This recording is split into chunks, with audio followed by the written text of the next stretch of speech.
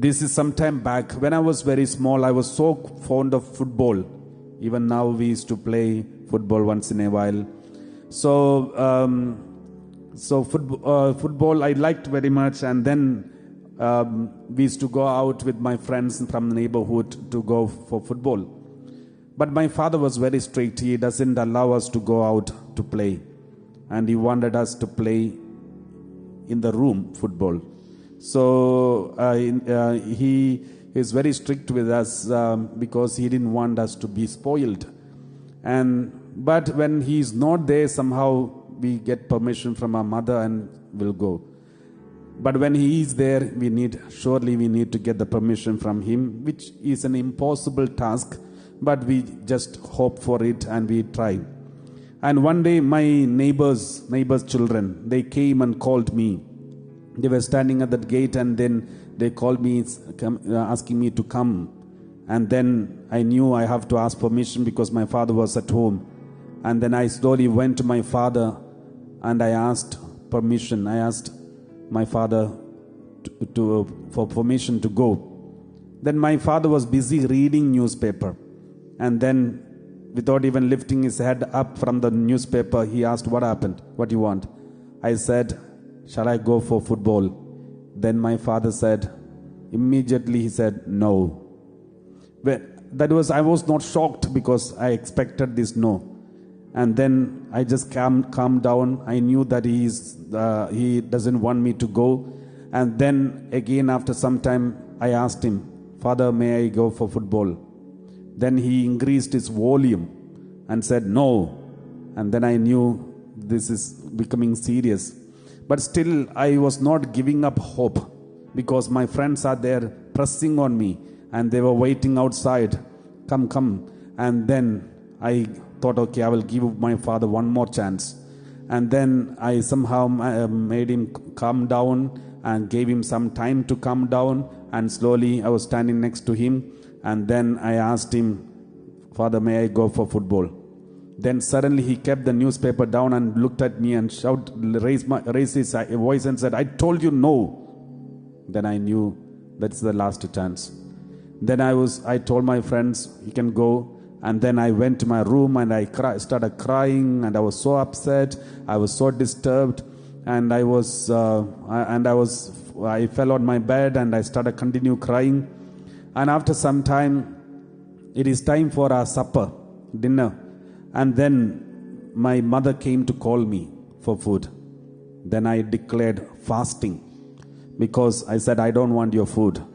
And I declared fasting, because that is how Mahatma Gandhi got independence for India. So I thought this is a very good method to declare fasting. And that is the big protest that I can give.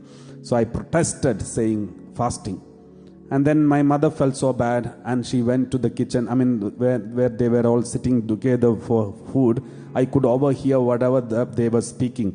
And my mother went and told my father, "He doesn't want to eat, it seems." Then I was very keen to know what the response of my father. Then I heard my father saying, "It is good to do fasting once in a while." Then I knew my father is not hurt, but he is so happy that he could save some money by saving food. So I was so disturbed. I got up immediately and I went and ate more, because I was not ready to accept defeat. And then I showed my anger in eating. And then after some time, that's how I just finished that day. And then after the next day, naturally the children forgets the things, so I also forgot the things. So after some days, again my friends came to call me. And then unfortunately that day also my father was at home. And then I knew I had to get my permission. And then I was about to ask permission from my father. Suddenly some of my cousin brothers, they came home, because it was holiday time. So my cousin brothers came. So they come once in a while. So when I saw them, my cousin brothers and sisters who came, I didn't want to go with my neighbors to play football outside. I wanted to play with my cousins at home.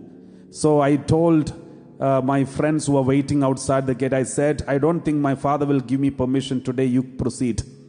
But then my neighbors, they were not ready to leave. They said, "You ask, maybe today he will give you permission." And then I knew these people are not going to leave me unless I ask. So with lots of difficulty, I came and asked my father. And I was praying inside, Lord, my father should not give me permission even by mistake today. So I came and I stood next to him and slowly asked him, Father, do you want me to go for football? Shall I go for football? Then suddenly my father, as he was reading newspaper as usual, and then he said, no. When he said no, I was so happy. I didn't give him one more chance to change his mind. I didn't wait there. I didn't ask him again. I just came running to my friends and said, he said, no, you can proceed. And they left. And I was so happy and I was so proud of my father because he said no that day.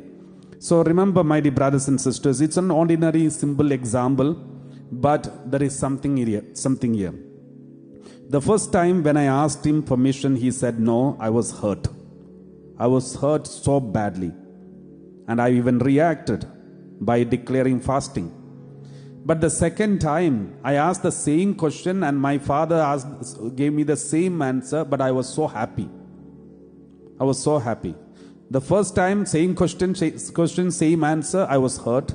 Second time, same question, same answer, I was happy. And I was so proud of my father. It did not disturb me. So what does it mean? It means it is not the response of somebody which is hurting us. It is our own desire that hurts us. It is our own desire that hurts us. First time I wanted to play, he said no, I was hurt. Second time I didn't want to go and play with the neighbors, and he said no, I was so happy. So it is not someone else who hurt you. It is your own desire that hurts you. I think James chapter 1 verse 14, we read like this. One is tempted by one's own desire, being lured and enticed by it. Continue, verse 15. Then when that desire is conceived, it gives birth to sin. And that sin, when it is fully grown, gives birth to death. So my dear brothers and sisters, it is from the desire every hurt happens. I have a desire that everyone should be obedient to me. And when they disobey, I'm so hurt. I want everyone to listening to me, but they disobey, I'm hurt. I want my children to behave like this, after when they come back from the school, keep the bag here, shoes here, and the uniform here, but they just do opposite. I'm hurt. I'm angry. So this is how everyone's reactions. The hurt comes because you desire it. You have a special desire. If you surrender all your desire in the hands of God, then most of the hurts can be healed. Most of the hurts can be avoided. Praise the Lord. Praise the Lord. That is why I have given you this example. No one can hurt you without your permission. You give permission. Your desire gives permission. If you have a different desire, you will never be hurt. First day I had a desire to go for football. My father said no, I was hurt. Second time I had no desire to go for football. My father, as usual, he said no. I was so happy.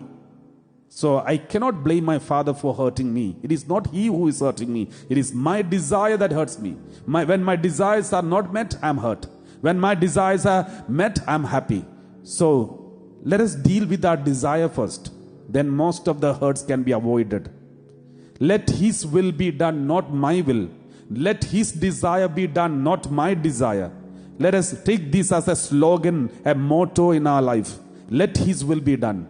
It's not my will. Then most of the wounds can be avoided. Praise the Lord. Praise the Lord.